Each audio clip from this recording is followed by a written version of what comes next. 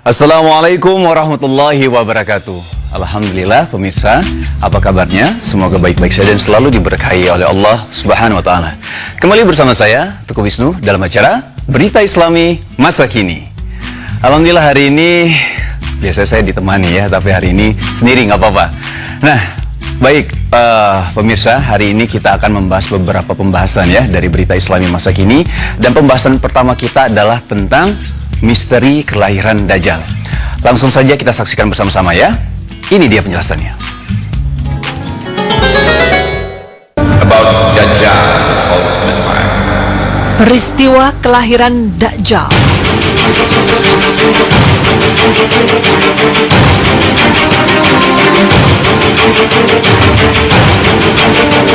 Pemirsa, di episode sebelumnya Berita Islami Masa Kini pernah membahas tentang sosok Dajjal. Seperti yang kita ketahui, Dajjal ialah makhluk yang sangat besar, tinggi, bahkan saking tingginya ada yang mengatakan tinggi makhluk ini sampai menjulang ke langit. Mempunyai mata satu dan dalam keningnya ada tulisan kafir dengan menggunakan bahasa Arab dan akan muncul ketika hari kiamat datang. Seperti sabda Rasulullah SAW, "Apa yang kalian perbincangkan?" Kami menjawab, "Kami sedang berbincang-bincang tentang hari kiamat." Beliau berkata, "Tidak akan terjadi hari kiamat hingga kalian lihat sebelumnya 10 tanda." Beliau menyebutkan Dukhan atau asap, Dajjal, Dabah, terbitnya matahari dari barat, turunnya Isa alaihissalam, Ya'juj dan Ma'juj, dan 3 khusuf atau dibenamkan ke dalam bumi di timur, di barat, dan di jazirah Arab. Yang terakhir adalah api yang keluar dari Yaman mengusir atau menggiring mereka ke tempat berkumpulnya mereka. Hadis riwayat Muslim 2901. Dalam hadis tersebut dijelaskan bahwa tanda-tanda pada hari kiamat datang salah satunya adalah adanya Dajjal. Namun, bagaimana sebenarnya sejarah kelahiran Dajjal? Berikut penjelasannya untuk Anda. But your Lord is not one eye.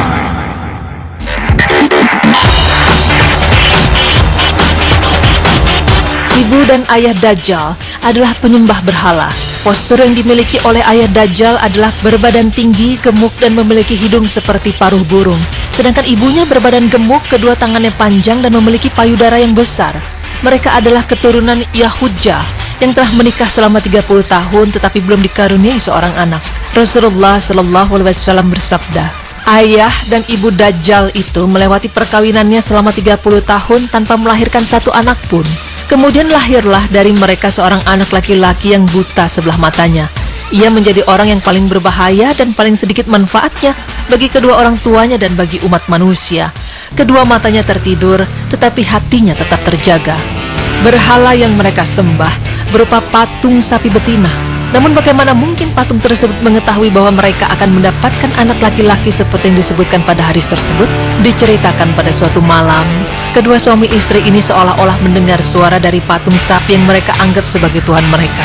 Kemudian patung tersebut memberitahukan kepada mereka bahwa sang patung telah meridhoi mereka dan berkehendak memberikan mereka seorang anak. Sesungguhnya, jin dan setan dapat melihat hal gaib, tetapi tidak dengan manusia. Jin dan setan bisa melihat apa yang ada dalam jasad manusia seakan-akan kedua mata mereka adalah sinar X sehingga bisa melihat kandungan sejak awal. Namun, jin dan setan tidak bisa mengetahui apa yang akan terjadi. Mereka juga tidak tahu apakah janin itu laki-laki ataukah perempuan. Namun pemirsa, mereka, jin dan setan mengetahui keinginan sepasang suami istri itu yang mengharapkan anak laki-laki. Karena itu, mereka memperdaya kedua manusia penyembah berhala itu seakan-akan mereka yang memberi karunia anak dan meminta korban-korban sebagai sesembahan. Demikianlah yang diperbuat oleh setan. Na'udzubillah min dzalik.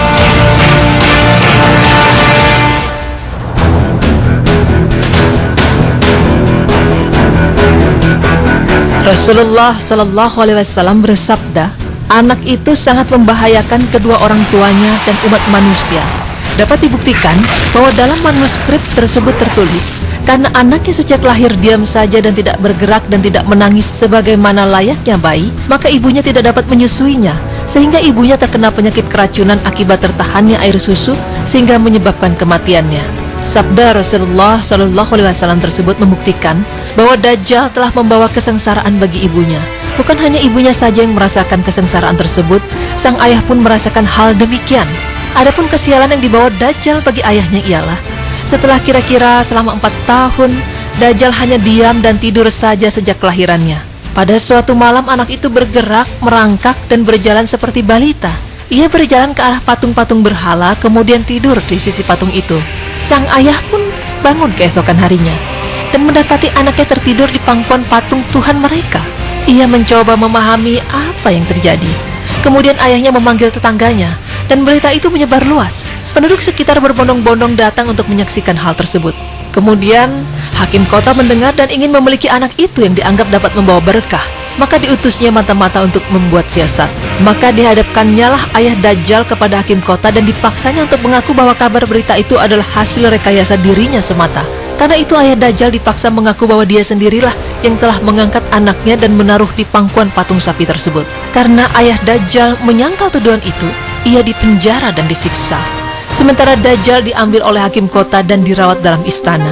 Dalam menghadapi siksa di penjara, rupanya ayah Dajjal tidak kuat lagi. Maka terpaksa ia mengakui kebohongan itu. Setelah ia mengaku, ayah Dajjal itu diusir. Maka tinggallah ia sebatang kara karena anaknya telah disita oleh tuan hakim kota. Dalam keterasingannya itu, maka meninggallah ayah Dajjal dalam penderitaan. Namun pemirsa, semua riwayat ini adalah tidak sahih. Lantas kewajiban kita sebagai umat muslim adalah menetapkan perkara gaib berdasarkan hadis-hadis yang sahih.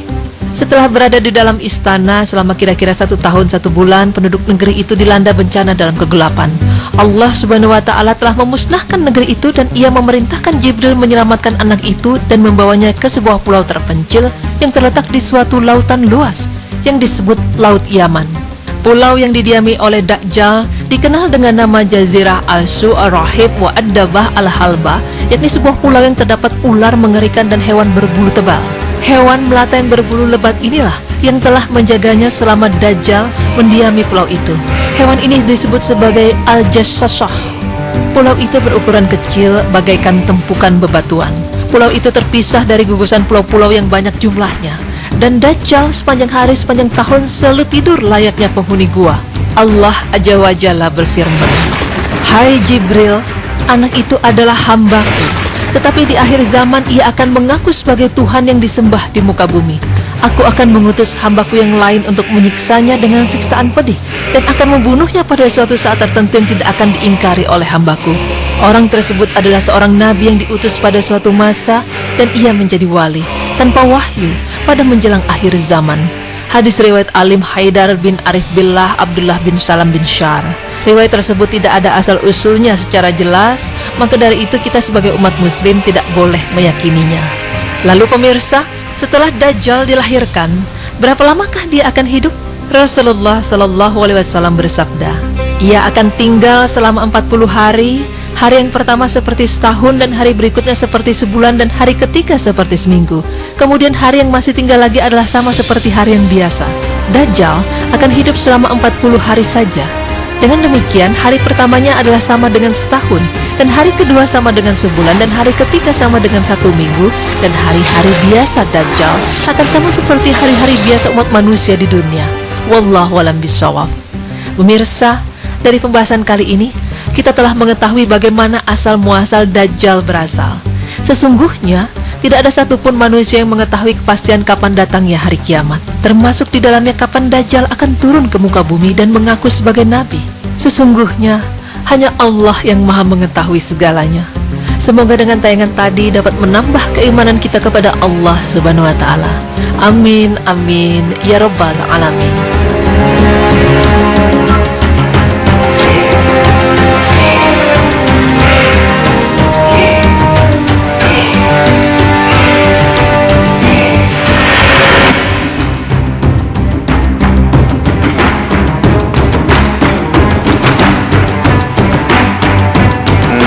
Oke, jadi nambah wawasan lagi nih ya. Memang sebenarnya pemirsa memang ada beberapa hal ya. Jadi saya pernah dengar pendapat memang kalau misalnya di satu sisi Dajjal ini memang sudah ada sejak dulu, ya dia sedang menunggu gitu, sedang menunggu. Ini ada salah satu pendapat nih seperti ini gitu ya. Jadi nanti dia akan turun pada waktunya, pada masanya gitu ya. Tapi di satu sisi juga memang tadi dijelaskan bahwa memang Dajjal ini dilahirkan gitu ya pada dari kedua orang tua yang memang sangat menginginkan anak, dan kalau tidak salah mereka sampai menunggu sampai umur 30 tahun gitu ya. Sampai akhirnya jin dan setan ini mempengaruhi kedua orang tuanya agar melakukan persembahan untuk mendapatkan anak, dan akhirnya lahirlah Dajjal yang dibilang seperti buta, sebelah matanya itu buta dan yang lain-lain lah. Ada beberapa ciri fisik dari Dajjal, dan memang Dajjal ini fitnahnya begitu besar sekali, dan kita selalu berlindung kepada Allah Subhanahu wa taala agar terhindar dari fitnah Dajjal. Baik, pemirsa, setelah ini kita akan membahas tentang penyebaran daging celeng atau B2 di masyarakat. Jangan kemana-mana, tetap di Berita Islami Masa Kini. Allahu Akbar, la